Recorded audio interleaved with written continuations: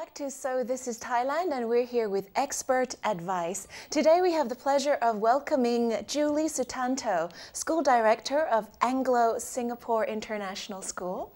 And she's here to tell us about how to choose a very, very good international school with so many choices out there. So Julie, tell us, what are some of the very important considerations when choosing a school for your child? I think beginning you have to ask yourself, what are you looking in terms of long-term goals? First, your background. Are you going back to your own country after the number of years in Thailand? Then where specifically your houses, where's the location? Because if you're dealing with very small kids, the location is very important because you don't want the kid to be spending a lot of hours on the buses or on the cars. Then if you plan to have your child to go back to your own native country, then that's where you start look at the different kinds of curriculum. Because in Thailand, there's so many different kinds of curriculum. There's the IB, there's American, there's a Singaporean, there's a Chinese, a lot. So first thing I always ask my parents is, what are your main objectives, your goals? Right. This is how we start off in finding out. Now you mentioned there's a lot of schools. In fact, how many are there just in Bangkok to choose from? I think it's more than 75, just in Bangkok, like mushrooms, you know. And you mentioned that, IB, yes. American, Chinese, yes. Singaporean. Are those really major differences between them, or are they getting pretty much the same standard of education? Well, as the child progresses to higher education, that's where the differences are very important. Because if you want to go to America, then that's where the genre of the width of the curriculum is required. Now, if you want to go to UK, that's where the depth may have, like for example, the mathematics part. The British actually has more in depth in terms of teaching the concept. So if it's Singapore curriculum, like our school, it's even more deeper in depth than the British curriculum. Yeah, so it is a matter of the basics are being taught differently, but the width are very different. Sure. So you would advise on choosing the curriculum based on where you're going to go and study next? Yes. Yes. Right. Yes. Well, that would make sense because the accreditation or the prerequisites for getting into that university, whether it was in England or Australia or the United States, yes, yes. You'd have to have that knowledge base anyway. Yes, definitely, yes. In terms of the teachers that are there at any school, including your own, I know a lot of foreigners out there are thinking, well, who's teaching my children? Obviously, the school name is good, but it's the teachers who actually do the teaching. Yes. How do you screen, or where do you get them from? For our school, it's very important. There's many qualified teachers, but I think the most important for us is we look for teachers with a heart, teachers who love to teach, teachers who teaches because they enjoy teaching, teachers who wants to make a difference. It is very critical and important because it makes a difference in a child's life. I mean, anyone can walk in with all the paper qualifications, but how do we know that they put the heart and soul in teaching the curriculum and giving the child what it needs? So we usually look for somebody who's very dedicated. Sure. Yeah. I think in choosing a school, probably the facilities in the campus are also very important. So what are some of the things that parents should be looking at when they're looking in terms of... For me, I'm also a mother of four children actually. So when I first came to Thailand, the first thing I look for is actually the curriculum and what supports the curriculum. If they say that they're very good in science, I would like to look at the science laboratories and what supports it. Anybody can tell me anything. All right. If I'm looking for a place where my child can develop special skills like swimming, I would like to look at the pool. So these are the things which we ask parents, what are you looking for? So facility, yes, is important, but to what directions that you want your child to achieve in the end? Sure. Yeah. I know. Sorry to cut you off. Okay. There's a lot of questions. I know, it's a lot of questions. Those who have spent any time here in Thailand, you might know that after-school tutoring or activities is a really big thing, especially for Thai parents. Right. It seems the kids are always going to school, even on the weekends. Is this something that international students also have to consider, or is that really more for the Thais? I think think it boils down to the culture. Like the Thais are never ending trying to make the child the best. and Singaporean do. I think it's just the Asian culture. Singapore is also known as a tuition center, basically driving the kids more than they needed. Korea too, Taiwan, Japan, I think it's just the Asian cultures are pushing the kids. Whilst the Western cultures are a little bit more relaxed, you just enjoy your childhood. We deal with it as it comes. Yeah, but I think the Asian culture is that you must give them everything because we are very competitive. We must make sure that all the children have the best of everything. I think that's our culture. Yeah. That actually led into another question that you just mentioned, looking at, besides the facilities and what are you trying to focus on, let's say that, all right, I know I always want a good education. Right. What about the extracurricular activities? Because I know, at least coming from an American standpoint, when you're applying to those universities, they're not just looking for coursework, they're looking for what kind of clubs did you join, what kind of sports did you do, what did you do outside of school? Are these opportunities really there for international students here in Bangkok or in Thailand in general? Yes, very much so. I think the education system has evolved. It's no longer like you join a club. It's more of you returning to society, community work. And in our school, we really emphasize on returning to society because after all, you are coming from a privileged background.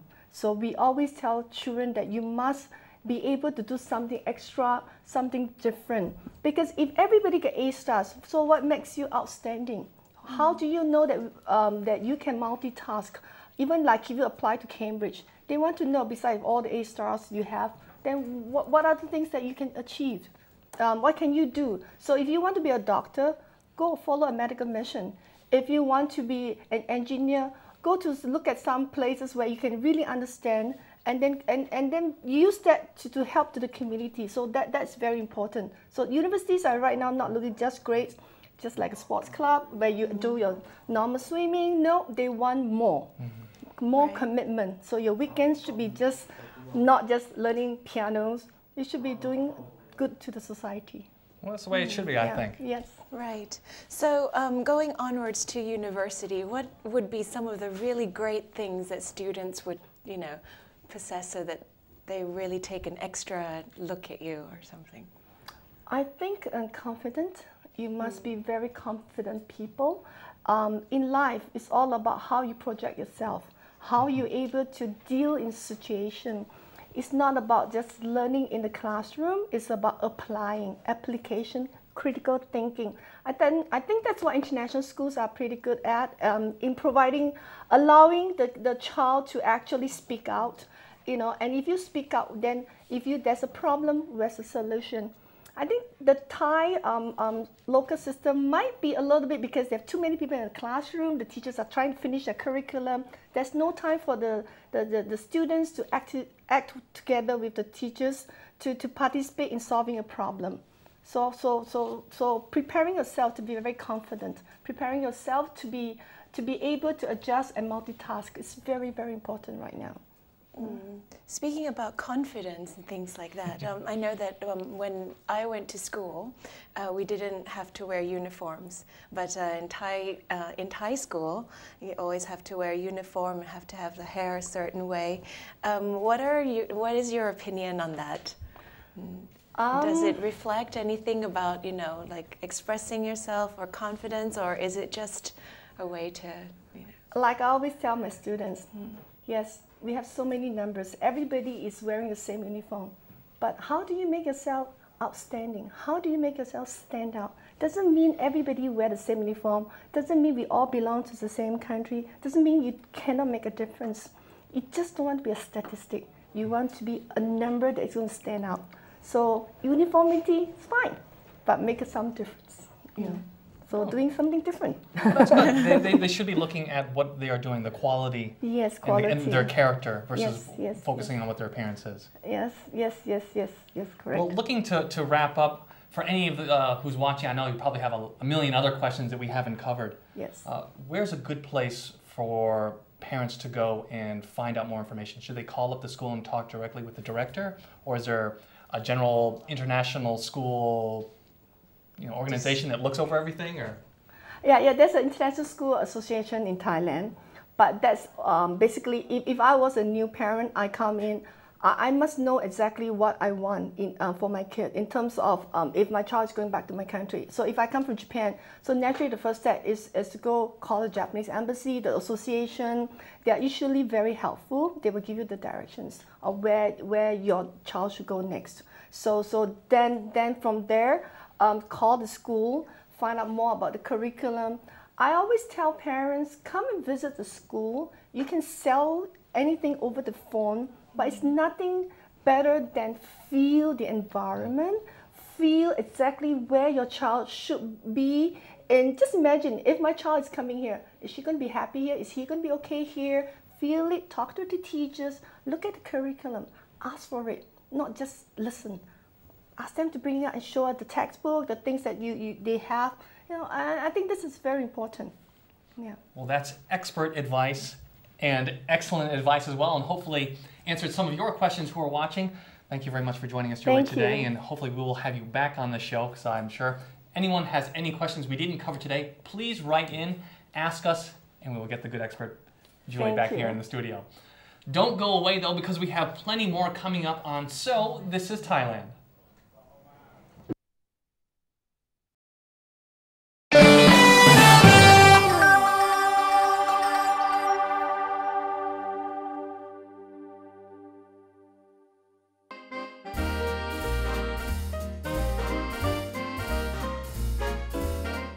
Hello, welcome to Expert Travel Pig. I am Anne from Jacobs University Bremen, Germany, and I'm here today with my friend Anna, also from Germany. Radhika. We are both exchange students here in Bangkok, and we study business at Thammasat University. Today we take a boat from Tha Tien for visiting Wat Arun. Now we are in Wat Arun. The city of Bangkok is rich in architecture and culture as the combination of rich nations like Thailand, China, Portugal, and so on. The Wat Arun, or the Temple of Dawn, is named after Aruna, the Indian god of dawn. The spire of Wat Arun on the bank of Chao Phraya River is one of Bangkok's world-famous landmarks. It has an imposing spire over 70 meters high, beautifully decorated with tiny pieces of colored glass and Chinese porcelain placed delicately into intricate patterns.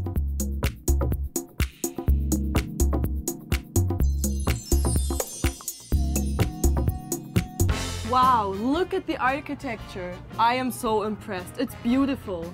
And look at the tiny pieces of glass and porcelain that they built into the walls of the temple. This is just overwhelming. It's gorgeous. I'm loving it. But have you seen the fascinating view? Have a look.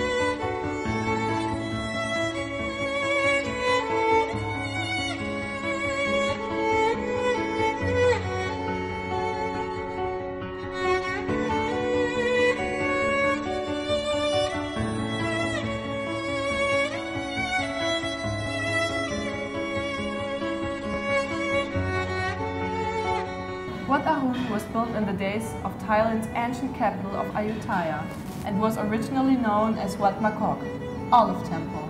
In the ensuing era, when Thonburi was the capital, King Thaksin changed the name to Wat Chang.